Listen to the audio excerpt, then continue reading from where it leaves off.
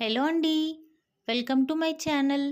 ఈ వీడియోలో మక్క గారెలు బెల్లంతో ఎలా చేసుకోవాలో చూద్దాం.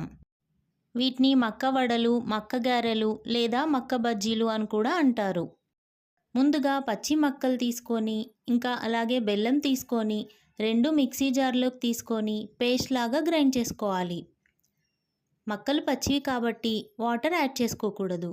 మక్కలు కొంచెం ముదిరినవైతే అందులో 2 టేబుల్ స్పూన్ వాటర్ వేసుకొని పేస్ట్ లాగా గ్రైండ్ చేసుకోవాలి.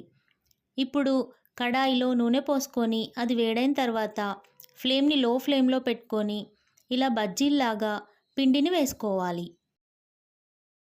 అన్నీ వేసుకున్న తర్వాత ఫ్లేమ్ని హై ఫ్లేమ్లోకి సెట్ చేసుకోవాలి. ఇలా అన్నీ మరలేసుకుంటూ రెండు వైపులా ఫ్రై చేసుకోవాలి. మక్కలు కొంచెం ముదురుగా ఉంటే క్లాత్ పైన లేదంటే కవర్ పైన రౌండ్గా అప్పల్లాగా ఒత్తుకోవచ్చు. లేతగా ఉంటే గ్రైండ్ చేసిన పేస్ట్ మెత్తగా వస్తుంది కాబట్టి ఇలా బజ్జీలా వేసుకోవాలి.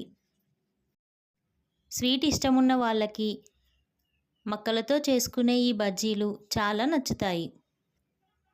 ఇలా బ్రౌన్ కలర్ అయిన తర్వాత అన్నీ తీసుకొని సర్వ్ చేసుకోవాలి.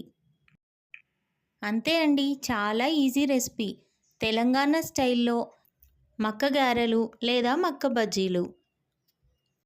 కారం వేయకుండా బెల్లంతో చేసుకునే ఈజీ అండ్ సింపుల్ రెసిపీ.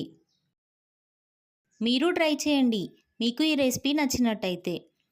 ఈ వీడియో మీకు నచ్చినట్టయితే లైక్ చేయండి, షేర్ చేయండి అండ్ సబ్స్క్రైబ్ చేయండి.